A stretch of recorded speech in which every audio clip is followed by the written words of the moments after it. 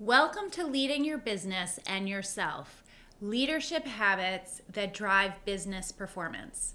My name is Amanda Silver, and I'm here with the New Hampshire Community Loan Fund. In this session, we're going to focus on leadership in a very practical way.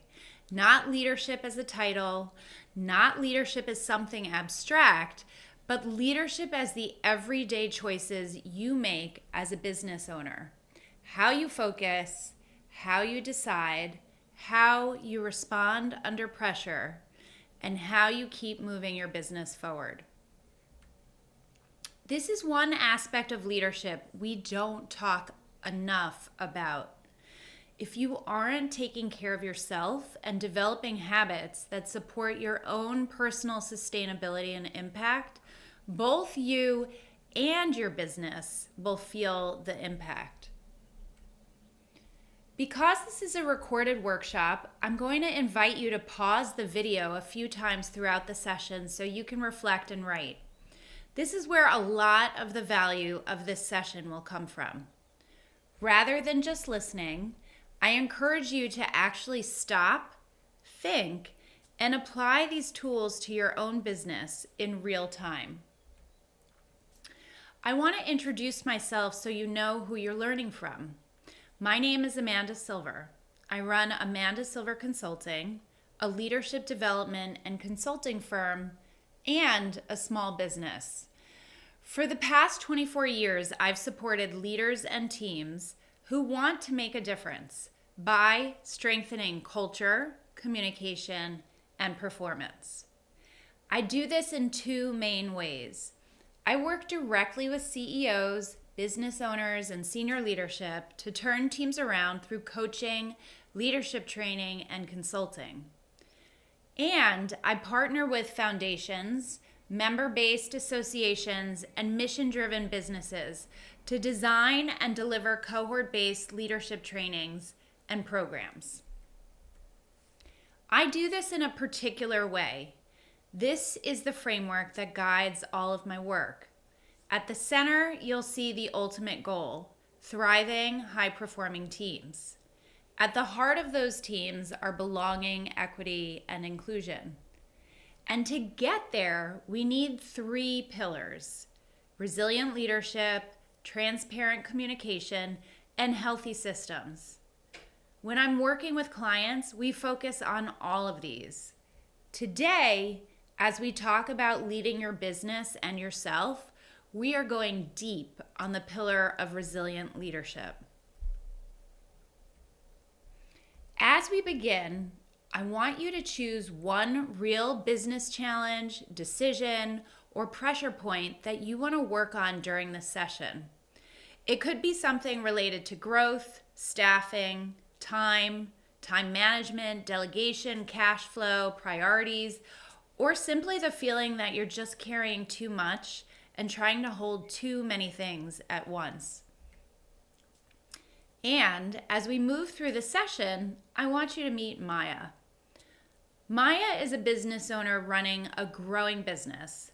She cares deeply about doing good work and serving her customers well.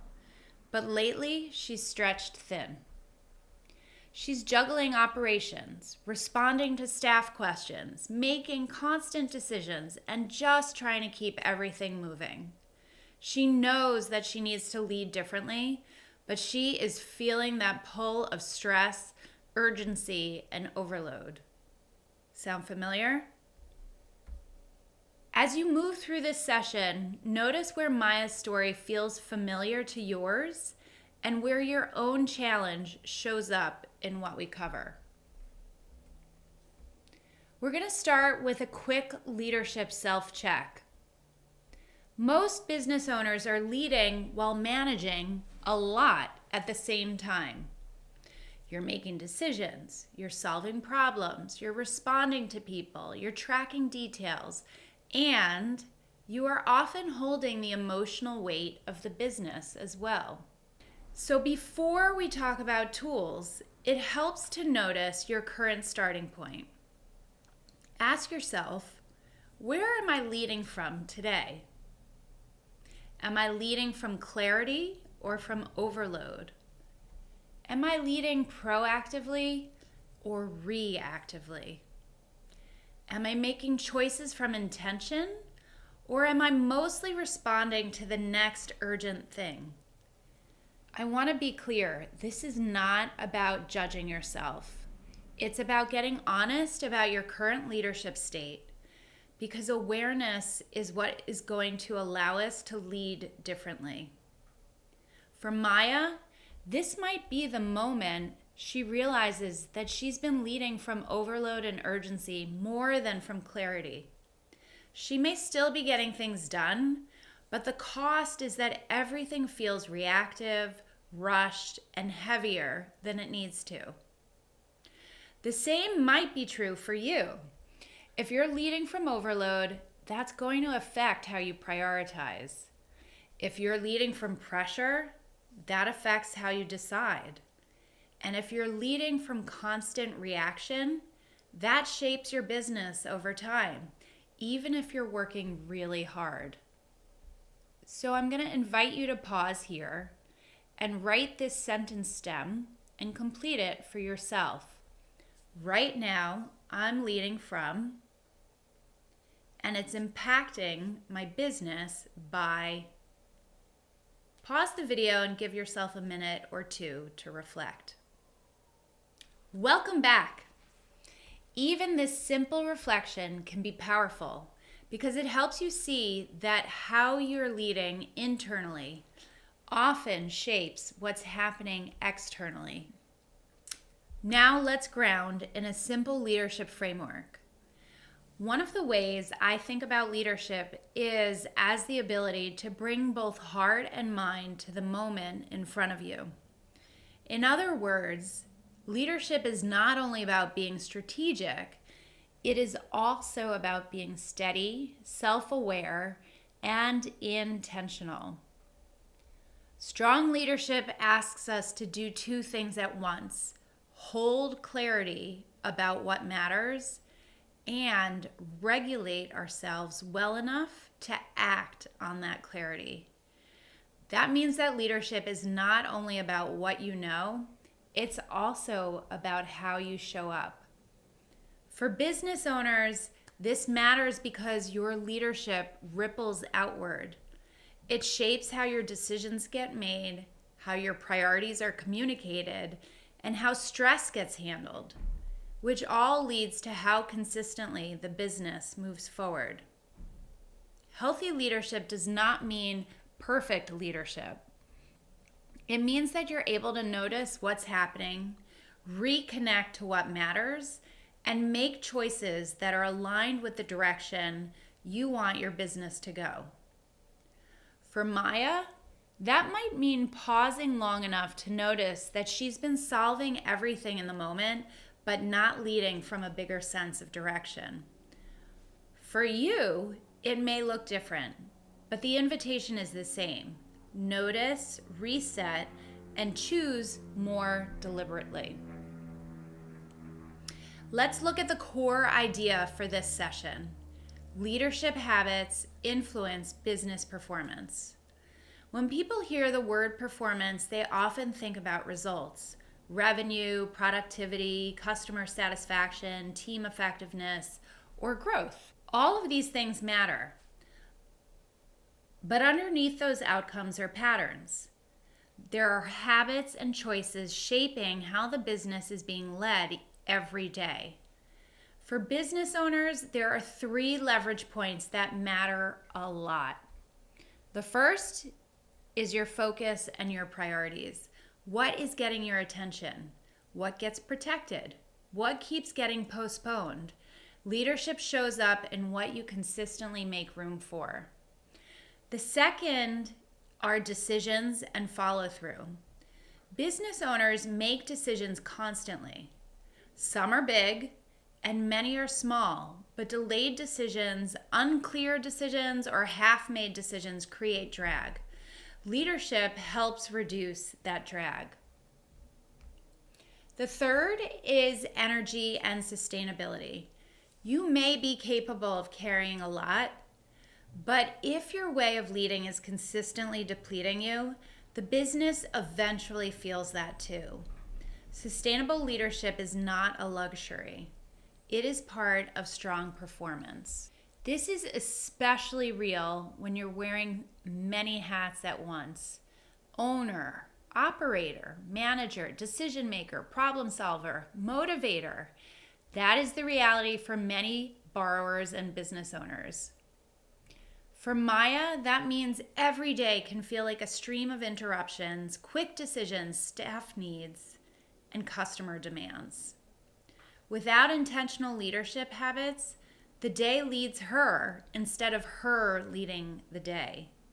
When your leadership gets clearer, the business often gets clearer too.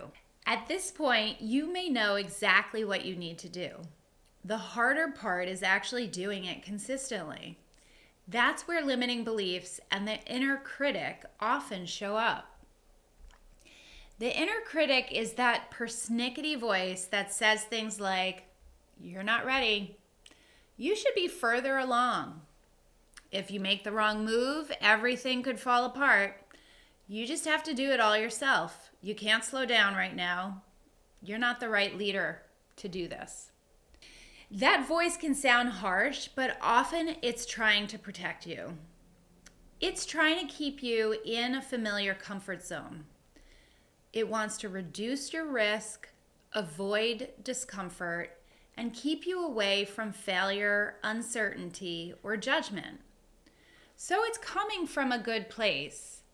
The challenge is that what protects your comfort zone can and will also block your growth zone. So for Maya, the inner critic sounds like, if I step back and slow down or delegate, everything will fall apart. That thought might feel protective, but it also keeps her carrying too much and postponing changes that could actually help the business. So when your inner critic is running the show, you may hesitate, overthink, delay, avoid, or stay stuck in patterns that no longer serve you or your business. The goal is not to get rid of that voice completely. In fact, you can't. It's always going to be there. The goal is to recognize it, create some distance from it, and choose your next action from a more grounded place.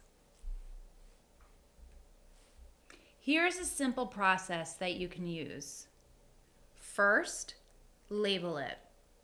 Notice the thought and name it for what it is: a limiting story, a fear pattern, or an inner critic message.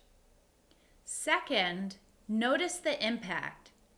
How is that story or that belief affecting your leadership, your decisions, or your business? Third, find the positive opposite.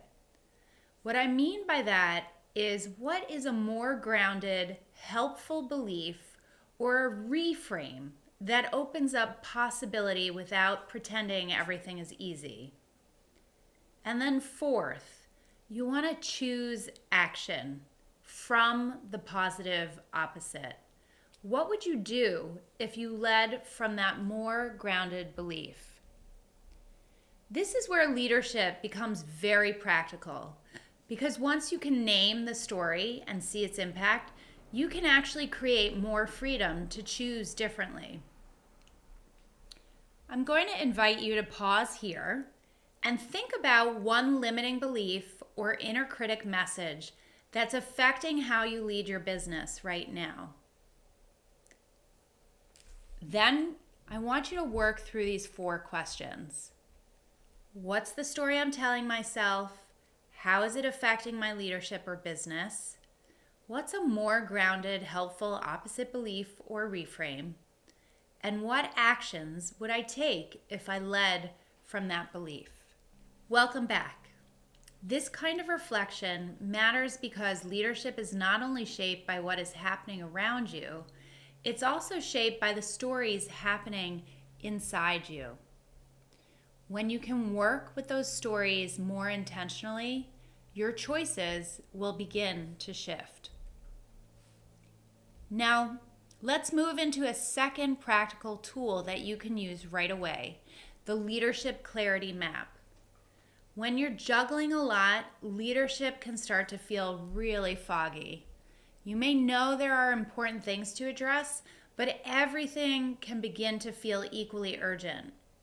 This tool helps you reconnect to direction, near-term priorities, and the behaviors that will support progress. There are 3 parts to the map: your North Star, your 30 to 60 day priorities, and start, stop, and continue. Let's look at each of these in a little more detail. North Star. What are you leading toward? What matters most in this season of your business? Not everything for the whole year, just what you most need to orient around right now. For Maya, the North Star might be, I want to build a business that grows without depending on me to solve every problem. Second, your 30 to 60 day priorities. What are the 2 or 3 priorities that most need your attention in the next 1 to 2 months? These should be real priorities, not a list of everything on your plate. For Maya, that might mean hiring part-time operational support, putting a weekly staff check-in in place, and improving her cash flow tracking. The third is stop, start, and continue. What do you need to stop doing because it's draining energy or creating confusion? What do you need to start doing because it would support better leadership or stronger business performance? And what do you need to continue because it's already helping? For Maya, that might mean stop saying yes to every small issue that comes her way. Start protecting 1 hour each week for owner-level planning. And continue checking in directly with key customers. This tool is simple, but when you use it, it becomes quite powerful because it turns leadership from a vague intention into a much clearer set of choices. I'm going to invite you to pause again. Using the business challenge you chose at the beginning of the session, complete a quick leadership clarity map. What's your North Star? What are your top 2 to 3 priorities? And what do you need to stop, start, and continue? Pause the video and take a few minutes to map that out. The point here is not to create a perfect plan. The point is to get clearer about what your leadership is requiring from you right now so that your time and your energy are more aligned with what matters the most. The third tool is the proactive decision loop. Many business owners lose energy not only from making hard decisions, but from carrying unresolved decisions for too long. The longer a decision sits, the more mental space it takes up.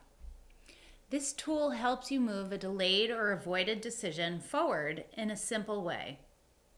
Step 1, I want you to name the decision. And be specific. What exactly needs to be decided? Step 2, define your good enough criteria.